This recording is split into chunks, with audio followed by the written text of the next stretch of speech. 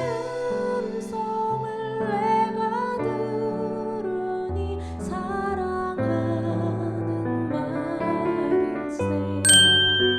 14년 후에 내가 바나바와 함께 디도를 데리고 다시 예루살렘에 올라간다니 계시를 따라 올라가 내가 이방 가운데서 전파하는 복음을 그들에게 제시하되 유력한 자들에게 사사로이 한 것은 내가 다름질하는 것이나 다름질한 것이 헛되지 않게 하려 함이라. 그러나 나와 함께 있는 헬라인 디도까지도 억지로 할 일을 받게 하지 아니하였으니 이는 가만히 들어온 거짓 형제들 때문이라. 그들이 가만히 들어온 것은 그리스도 예수 안에서 우리가 가진 자유를 엿보고 우리를 종으로 삼고자 함이로되 그들에게 우리가 한시도 복종하지 아니하였으니 이는 복음의 진리가 항상 너희 가운데 있게 하려 함이라. 유력하다는 이들 중에 본래 어떤 이들이든지 내게 상관이 없으며 하나님은 사람을 의무로 취하지 아니하시나니 저 유력한 이들은 내게 의무를 더하여 준 것이 없고 도리어 그들은 내가 무할례자에게 복음 전함을 맡은 것이 베드로가 할례자에게 맡은 것 같은 것을 보았고 베드로에게 역사하사 그를 할례자의 사도로 삼으시니가 또한 내게 역사하사 나를 이방인의 사도로 삼으셨느니라. 또 기둥같이 여기는 야고보와 게바와 요한도 내게 주신 은혜를 알므로 나와 바나바에게 친교의 약속을 하였으니 우리는 이방인에게로 그들은 할례자에게로 가게 하려 함이라. 다만 우리에게 가난한 자들을 기억하도록 부탁하였으니 이것은 나도 본래부터 힘써 행하여 왔노라.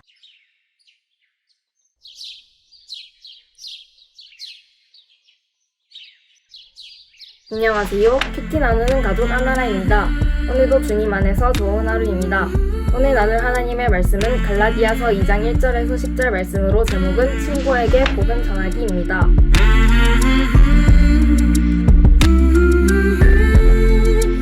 오늘 말씀은 사도 바울 선생님이 예루살렘을 방문하고는 다른 사도들에게서 당당히 이방인의 사도로 인정을 받는 내용입니다. 저는 여기서 특히 사도 바울 선생님의 복음 전하는 방법에 대해서 알게 되었는데요. 바울 선생님은 어떻게 복음을 전했을까요? 첫 번째로 거짓 형제들에게 복종하지 않았습니다. 4절에서 5절에 이는 가만히 들어온 거짓 형제들 때문이라.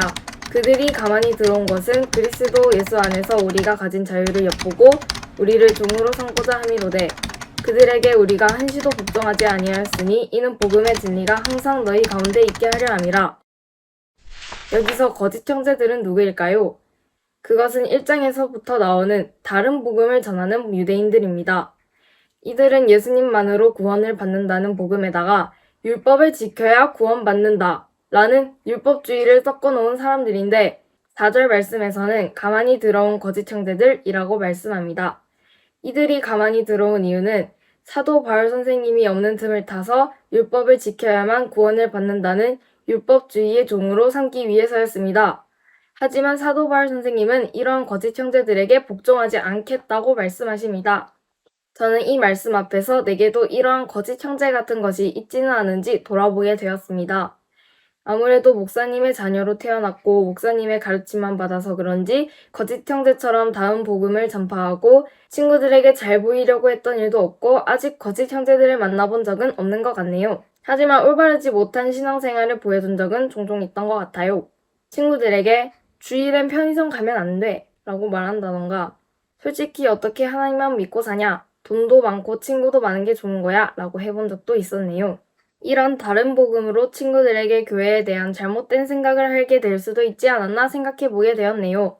이제부턴 예수님 외에 뭔가 다른 걸 복음에 섞으면 안 된다는 것을 꼭 기억하고 내 친구에게 오직 예수님의 사랑과 은혜만을 전하고 보여주는 그리스도인이 되려고 합니다. 또 바울 선생님은 어떻게 복음을 전했을까요? 두 번째로 친교의 악수로 복음을 전해야 합니다. 8절에서 9절에 베드로에게 역사하사 그를 할례자의 사도로 삼으시니가 또한 내게 역사하사 나를 이방인의 사도로 삼으셨느니라. 또 기둥같이 여기는 야고보와 게바와 요한도 내게 주신 은혜를 알므로 나와 바나바에게 친교의 악수를 하였으니 우리는 이방인에게로 그들은 할례자에게로 가게 하려 함이라. 하나님께서는 한 분이시지만 우리 사람은 너무나도 다양합니다. 생긴 것도 살아온 환경도 생각도 너무나 다른 것 같습니다.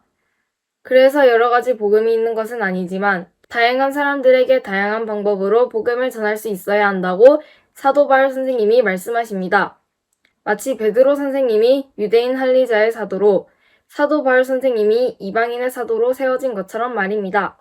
그렇기 때문에 서로의 다름을 인정하면서 존중하는 친교의 악수로 복음을 전하라고 말씀하십니다.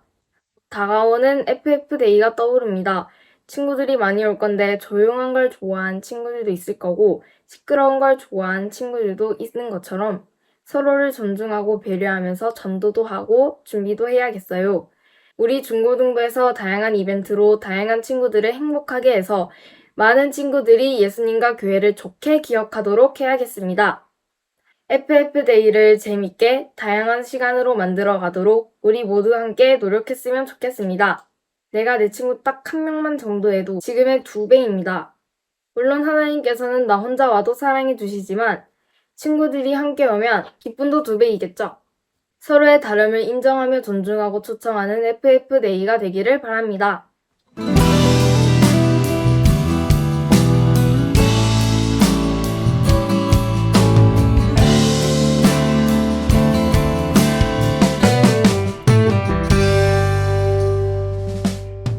오늘은 복음을 전하는 2가지 방법을 살펴보았는데요. FF데이 때 친구들이 많이 왔으면 좋겠습니다. 우리 친구들이 행복해하는 모습을 보고 싶습니다. 우리 하나님께서 활짝 웃으시는 얼굴로 보고 있습니다. 내 안의 거짓 형제들을 몰아내고 존중과 배려로 복음을 전하는 Q9 여러분들 되시길 주님의 이름으로 축복합니다.